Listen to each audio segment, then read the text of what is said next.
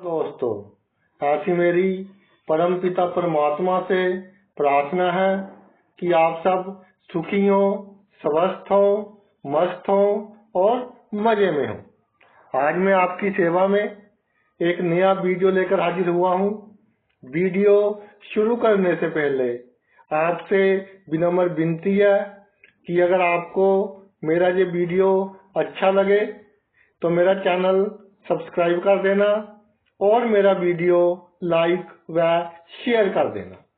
चलिए आज का वीडियो शुरू करते हैं। आप कोई भी कुंडली उठाकर देख लेना, अगर उसमें दो या दो से अधिक ग्रह उच्च के होंगे और नीच का कोई ग्रह नहीं होगा तो उस जातक के जीवन में उतार चढ़ाव बहुत रहेंगे। किसी भी क्षेत्र में कार्य करता हो, अच्छा और बुरा समय दोनों पीक पर आएंगे। कभी तो बहुत अच्छा आ गया, कभी बहुत बुरा आ गया। जो उच्च के ग्रह होते हैं, अगर उसका कोई दुश्मन ग्रह मजबूत हो कुंडली में तो उच्च का ग्रह अपना पूर्ण फल नहीं दे पाता और जीवन में संघर्ष ही देता है। मान लीजिए कुंडली में जहां सूर्य उच्च का है, ये मैंने सभी नीच ग्रह लिखे हुए हैं। सूर्य जहां उच्च का है तो इसका जो परम शत्रु है शनि, अगर शनि अपने घर का आ जाए या उच्च के आ जाए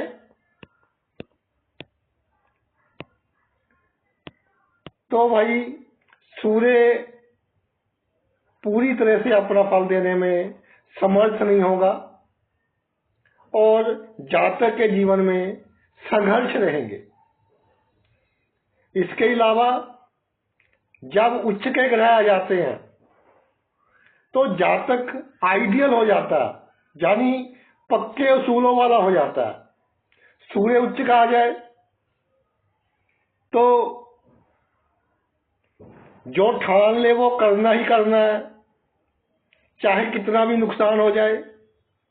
अहंकार भी थोड़ा होता है, अपने अहंकार को बरकरार रखने के लिए बड़े से बड़ा घाटा खा लेता है। बुध उच्च का आ जाए तो जातक बुद्धि से जरूरत से अधिक कार्य लेता है। निर्णय तो ठीक लेगा, अच्छा लेगा, लेकिन निर्णय लेने में समय बहुत लगा देगा, जिसके कारण वक्त हाथ से निकल जाएगा और अब पछताए क्या हो जब चिड़िया चुग गई खेत। इसी तरह चंद्रमा हो तो हर पक्ष को भावनात्मक रूप से देखेगा। जिनके चंद्रमा उच्च का होता है जीवन में धोखा बहुत मिलता है, उनको धोखा बहुत खाते हैं। शुक्र हो तो प्रसिद्धि के लिए दिखावा बहुत करेगा जातक। शनि हो तो जीने का जो ढंग होगा वो थोड़ा उदासीन हो जाएगा, यानी संघर्षों के बाद सफलता मिलेगी और संघर्षों के कारण जीवन शैली में थोड़ा परिवर्तन आ जाएगा। इस दुनिया के प्रति थोड़ा उदासीन हो जाएगा। अगर गुरु हो तो अपना नुकसान करवाकर दूसरों का फायदा, इस तरह का कार्य करते हैं। राहु केतु एक्सेप्शनल है, वो अच्छा फल देंगे अगर उच्च के हो। इसमें भी भेद है। कोई आचार्यों का मत है कि राहु दूसरी राशि में उच्च का होता है, वृषभ में। कुछ आचार्यों का मत है कि राहु तीसरी राशि मिथुन में उच्च का होता है इसी तरह केतु 8वीं में होता है या 9वीं राशि में होता है। मगर अनुभव में आया है कि राहु या केतु इन दोनों राशियों में ही अच्छा फल जातक को देते देखे गए हैं। तो ये तो होगी कि उच्च के जो ग्रह हैं वो किस तरह थोड़ा सा जीवन संघर्ष में बना देते हैं। बड़े बड़े महापुरुष, इस तरह के महापुरुष जिन्हें हम पूजते हैं, भगवान है जो, उनकी कुंडलियां जो हमें मिलती हैं किताबों में, तो तकरीबन आधे से अधिक ग्रह उच्च के मिलेंगे। तो भाई सभी का जीवन संघर्ष में रहा। भगवान श्री राम जी का देख लो, तो उच्च के ग्रह अपने असूलों के कारण जातक को नुकसान पहुंचाते हैं। दूसरी तरफ नीच के ग्रह जातक परिस्थिति के अनुसार अपने आप को बदल लेता है। वो कहते हैं ना कि ये बंदा तो नीच है, बहुत नीच इंसान है। ये किसको नीच इंसान कहते हैं? जिसमें सहन शक्ति अधिक हो, ढीठ पुना हो, दूसरों की बात अपने दिल पर कम लगाता हो। तो भाई नीच का ग्रह होना भी कुंडली में अनिवार्य है। अगर उच्च के ग्रह हो, अगर उच्च के ग्रह ना भी हो तो नीच के ग्रह किस तरह जातक को लाभ पहुंचाते हैं उस पर हम चर्चा करेंगे। इसमें दो धारणाएं काम करती हैं ज्योतिष की। पहली धारणा तो यह है कि जो ग्रह जिस राशि में नीच का होता है उससे सप्तम राशि में उच्च का होता है। जैसे शनि भाई जहां नीच का आ गया, जहां शनि उच्च का हो गया सप्तम राशि में। जहां शुक्र नीच का आ गया सप्तम राशि में, शुक्र उच्च का हो गया। और बुध जहां उच्च का हो गया सप्तम राशि में। मंगल जहां नीच का आ गया अपने से 7वें राशि में, जहां उच्च का हो गया। गुरु जहां नीच का है अपने से सप्तम राशि में, जहां इस राशि में उच्च का हो गया। ग्रह अपने से सप्तम भाव में उच्च के होते हैं, जिस भाव में नीच के होते हैं। और जितने भी ग्रह हैं सबकी सप्तम दृष्टि तो होती ही होती है।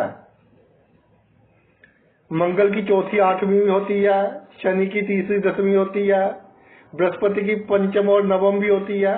लेकिन सप्तम दृष्टि हर ग्रह की भाई होती ही होती है। इसलिए नीच का जो ग्रह जिस भाव में होगा अपने से सप्तम घर को उच्च की दृष्टि से देखेगा। इसका सीधा सा मतलब निकलता है कि जिस भाव में ग्रह नीच का होगा उससे जो सप्तम भाव होगा उस भाव से संबंधित जो भी मामले होंगे उसमें वृद्धि होगी। जातक उन मामलों में सफलता हासिल करेगा। आइए प्रत्येक भाव के अनुसार इस पर चर्चा कर लेते हैं कि अगर मान लीजिए लगन में कोई ग्रह नीच का आ जाए तो सप्तम भाव पर उच्च दृष्टि पड़ेगी, जिसके कारण जो 7वां भाव है लीगल एग्रीमेंट्स का भाव है 7वां, यानी जिन कामों में कानून इन्वॉल्व रहता है उसका भाव है 7वां।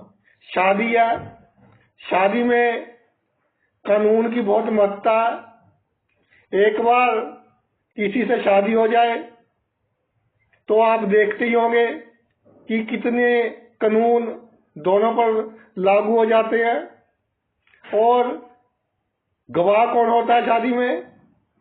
धर्म के अनुसार किसी धर्म में कोई ग्रंथ होता है किसी धर्म में अग्नि होती है, तो ये सब विटनेस होते हैं, गवाह होते हैं। इसके अलावा पार्टनरशिप, साझेदारी,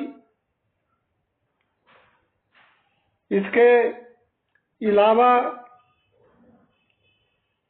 जो हमारी डेली इनकम है, जहां से हम रोजमर्रा का रोजगार चलाते हैं, क्योंकि दशम से दशम हो गया, वो भी सप्तम भाव से देखते हैं। तो पहले भाव में कोई ग्रह नीच का आ जाए तो इन सब चीजों में वृद्धि होगी, गृहस्थ जीवन अच्छा रहेगा,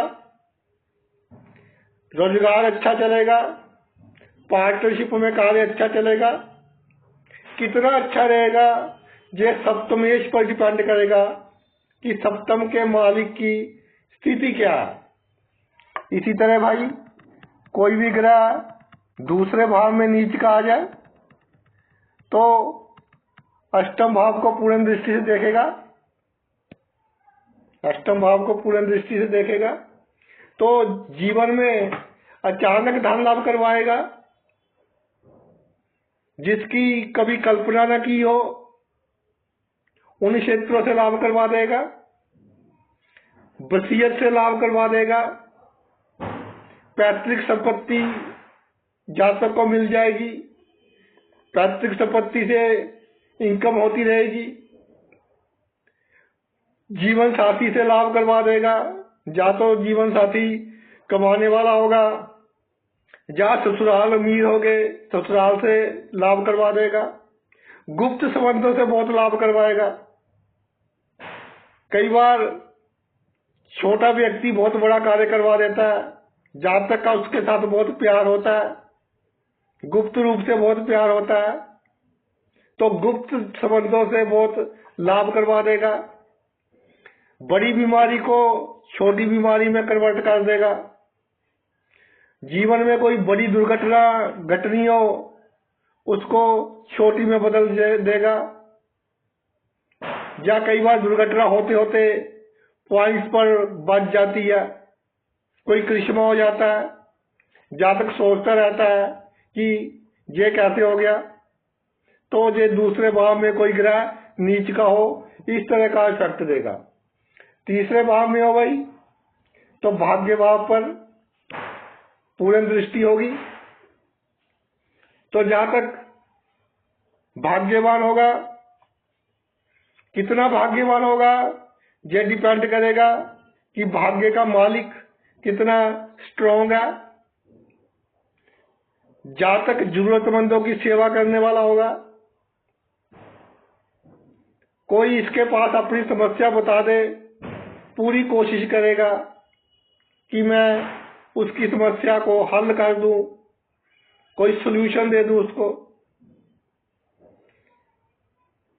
इसके अलावा तीसरे भाव में नीच का ग्रह, क्योंकि तीसरा भाव पराक्रम का होता है, तो लड़ाई झगड़ा अगर हद से अधिक बढ़ जाए तो जातक वहां से भाग जाएगा।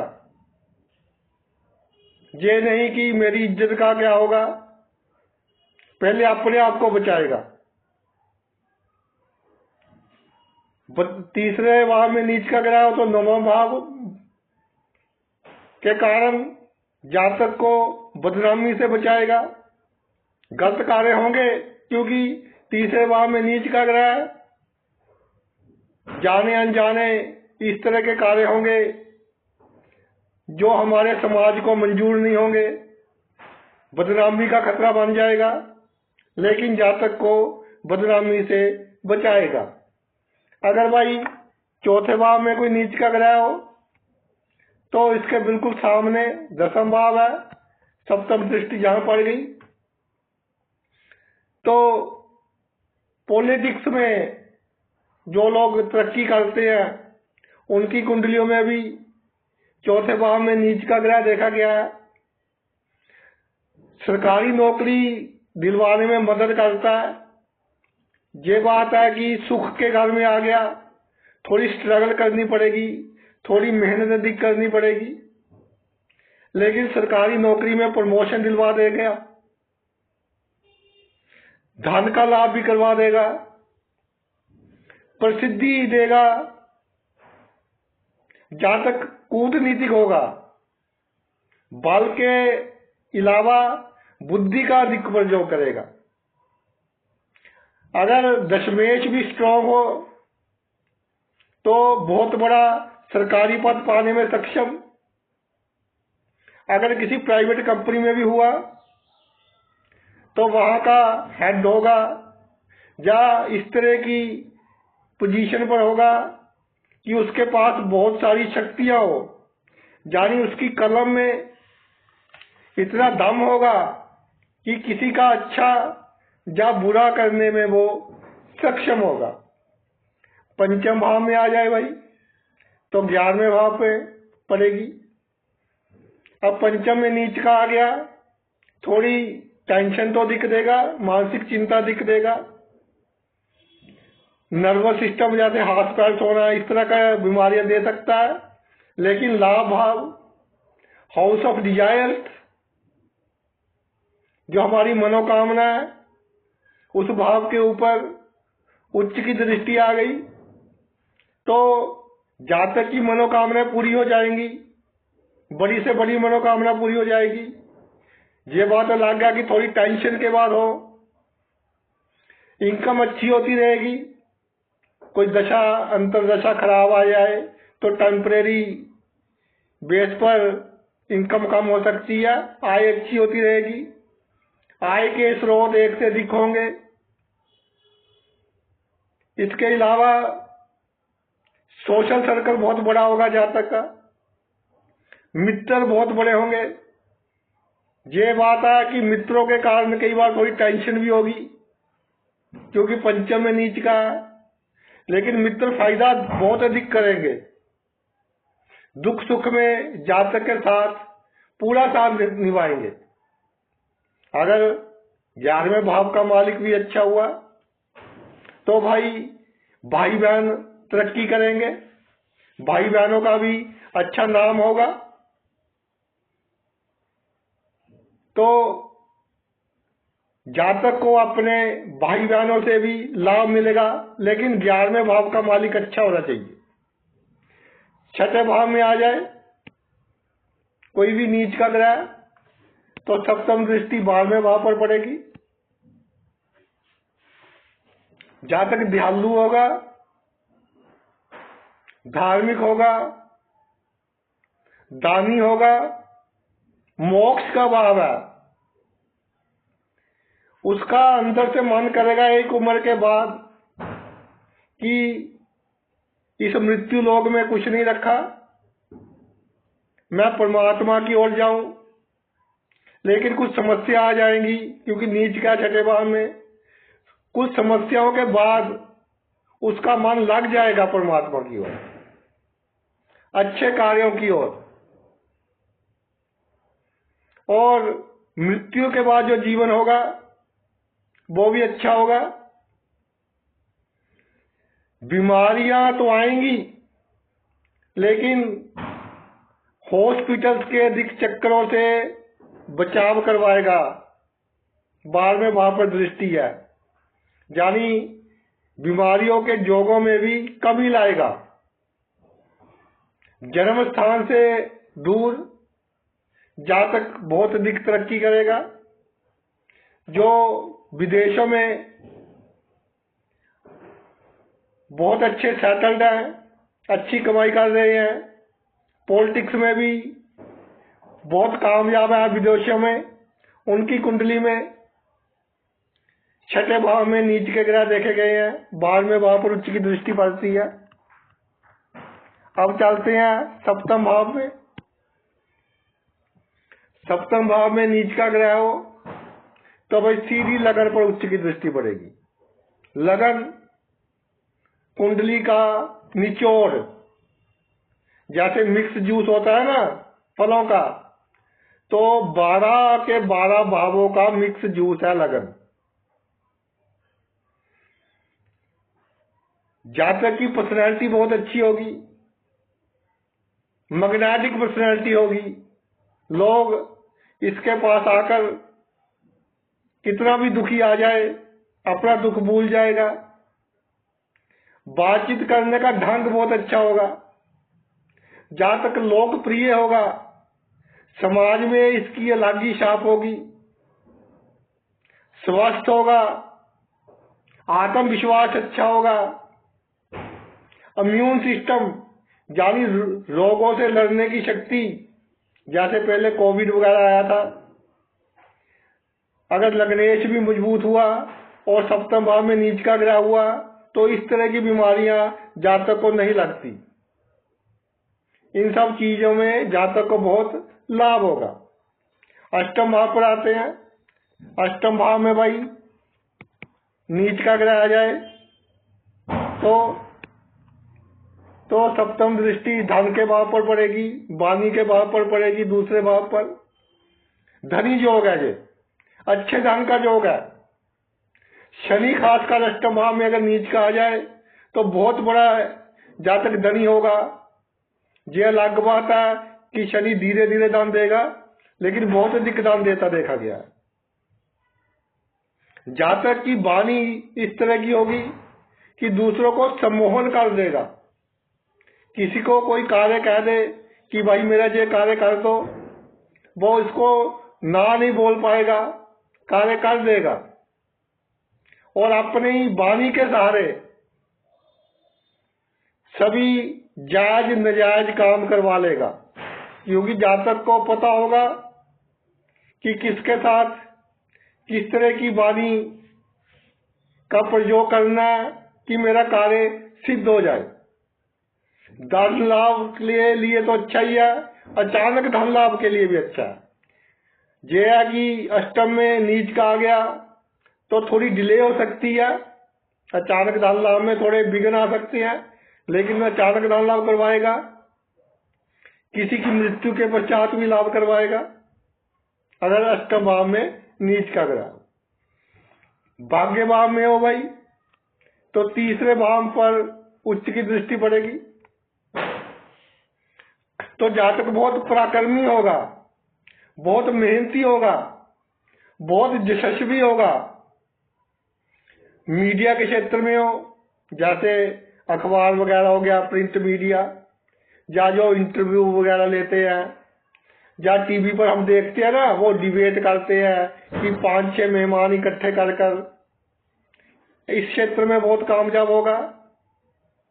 अगर कुछ लिखता हो, गाने वगैरह, या अखबार में कुछ लिखता हो, लेख वगैरह, बहुत प्रसिद्धि मिलेगी। मगर नवम में नीच का है तो धीरे धीरे सब कुछ होगा, लेकिन बहुत बड़ी मात्रा में प्रसिद्धि जातक को मिल जाएगी। इन क्षेत्रों में बहुत हायर लेवल पर पहुंच जाएगा। छोटी यात्राएं बहुत लाभदायक होंगी जीवन में। अगर तीसरे घर का स्वामी भी अच्छी स्थिति में हो तो भाई बहनों से अच्छा सुख मिलेगा, उनसे लाभ मिलेगा। दसम भाव की बात करते हैं भाई। दसम भाव में नीच का ग्रह आ जाए तो सप्तम उच्च दृष्टि चौथे भाव पर पड़ेगी तो सुख के लिए अच्छा है। तो रोजगार में लग पुलिंग तो होगी, नौकरी करता हो, बिजनेस करता हो तो वहां थोड़ी लग पुलिंग होगी, थोड़ी टेंशन रहेगी कार्य क्षेत्र में, लेकिन उसके बावजूद जातक का जीवन सुखी होगा, सभी सुख मिलेंगे जातक को। जमीन जायदाद से युक्त होगा। कई बार ऐसा देखा गया है कि दसम भाव में नीच का ग्रह हो और चौथे भाव पर उच्च दृष्टि डाल रहा हो तो बुद्धि थोड़ी अधिक शातिर हो जाती है जमीन जायदाद के मामले में। जातक अपने भाइयों का हक मारने की कोशिश करने लग जाता है, जिसके कारण लीगल डिस्प्यूट हो सकते हैं।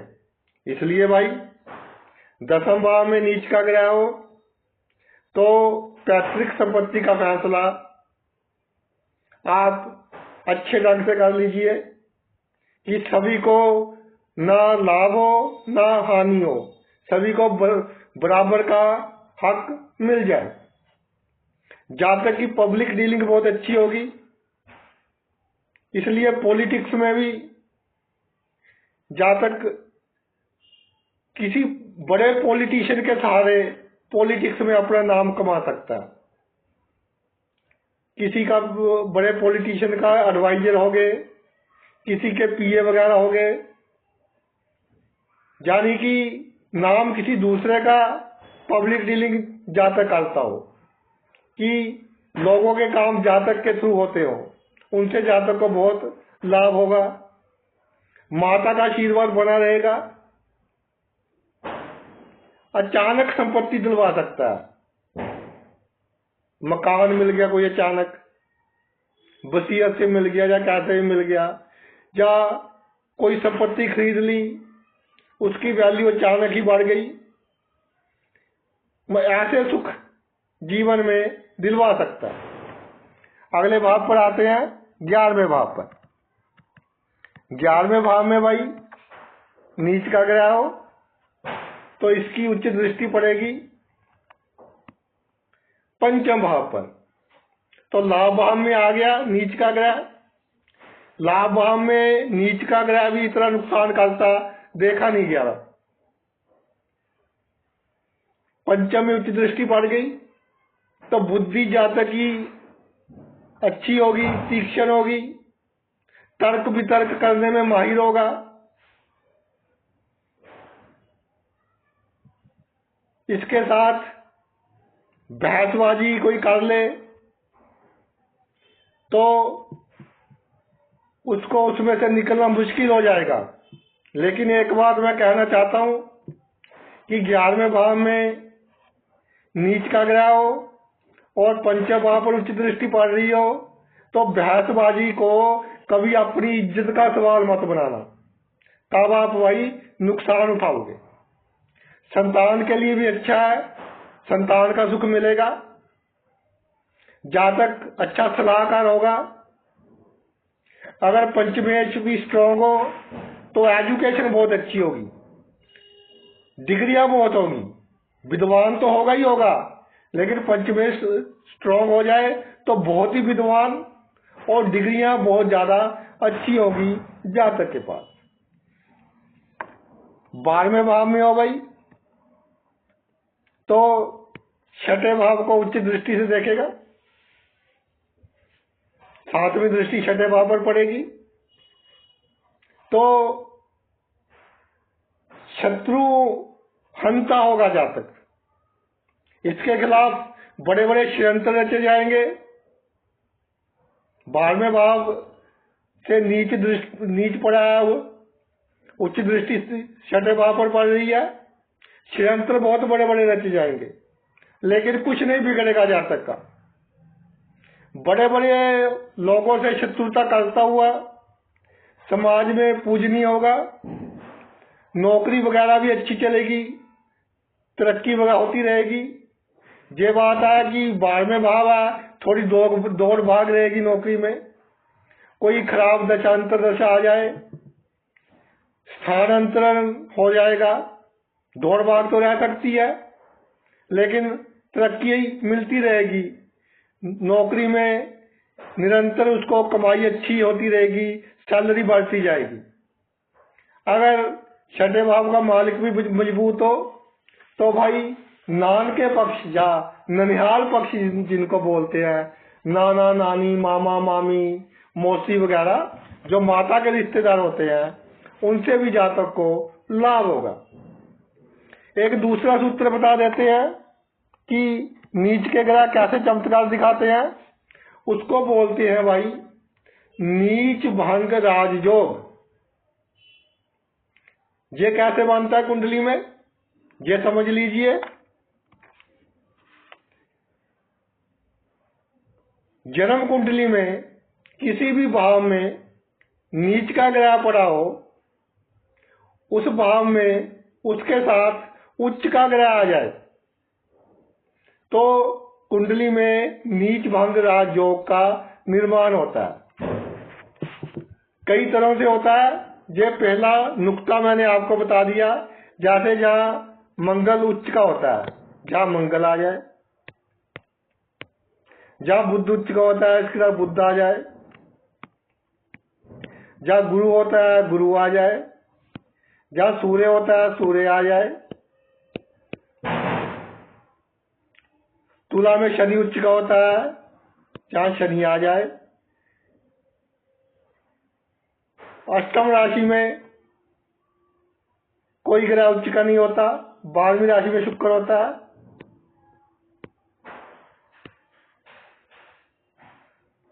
तो अगर कोई ग्रह नीच का हो, उनके साथ उच्च का ग्रह आ जाए तो जातक की कुंडली में नीच भंग राजयोग का निर्माण हो जाता है और नीच का ग्रह शुभ फल देने में सक्षम हो जाता है। दूसरा सूत्र है, ग्रह जिस राशि में नीच का हो उसका स्वामी केंद्र में आ जाए, जहाँ उसकी उच्च राशि का स्वामी केंद्र में आ जाए तो कुंडली में नीच भंग हो जाता है। जैसे शनि जहाँ नीच का है, इसकी उच्च राशि का मालिक मंगल हो गया, वो केंद्र में आ जाए, लेकिन नीच का नहीं होना चाहिए। जैसे जहां मंगल नीच का हो जाएगा ना, जहां नहीं आना चाहिए।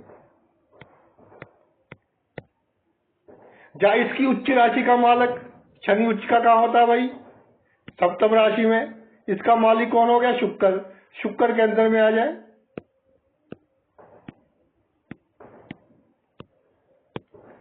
तो ग्रह शनि का नीच भंग हो जाएगा और शुभ फल देने में सक्षम हो जाएगा। और तीसरा सूत्र क्या है? तीसरा सूत्र यह है कि अगर जिस भाव में ग्रह नीच का हो उसका स्वामी उसको देख रहा हो, जैसे बात करते हैं अब सूर्य की कर लेते हैं, सूर्य जहाँ नीच का है, शुक्र जहां पड़ा हो तो सूर्य को देखेगा, इसका नीच भंग हो जाएगा। चंद्रमा जहां पड़ा है मंगल के घर में, जहां पड़ा हो मंगल, जहां पड़ा हो जहां पड़ा हो, तो अगर जिस राशि में ग्रह नीच का होता है उसका स्वामी अपने घर को देख रहा हो तो भी नीच भंग हो जाता है।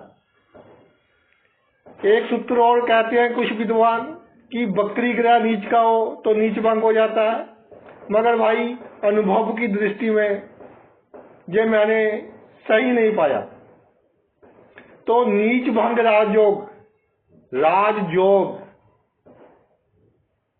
अपने आप में ही मतलब क्लियर है इसका कि बहुत अच्छा फल देने वाला योग, सभी सुख देने वाला योग। जैसे मान लीजिए किसी कुंडली में सप्तम भाव का मालिक नीच का हो गया और नीच भंग हो गया, तो जातक की शादी अच्छी होगी, अच्छी चलेगी। अगर सप्तमेश भी थोड़ा मजबूत हो जाए, बहुत उम्दा होगी, आपस में अंडरस्टैंडिंग अच्छी रहेगी। अगर सप्तमेश खराब भी हो तब भी शादी चलती रहेगी। ये तो वही था कि नीच ग्रह किस तरह चमत्कार दिखाते हैं कुंडली में। तो नीच ग्रह देखकर कुंडली में कभी डरना नहीं है, ये लाभ भी देते हैं और हानि तो थोड़ी देते ही हैं मगर लाभ भी देते हैं। तो भाई ये तो वीडियो था मेरा कि नीच के ग्रह किस तरह लाभ देते हैं। आपने इतना कीमती समय निकालकर ये वीडियो देखा, मैं तहे दिल से आपका आभारी हूँ। Thanks a lot.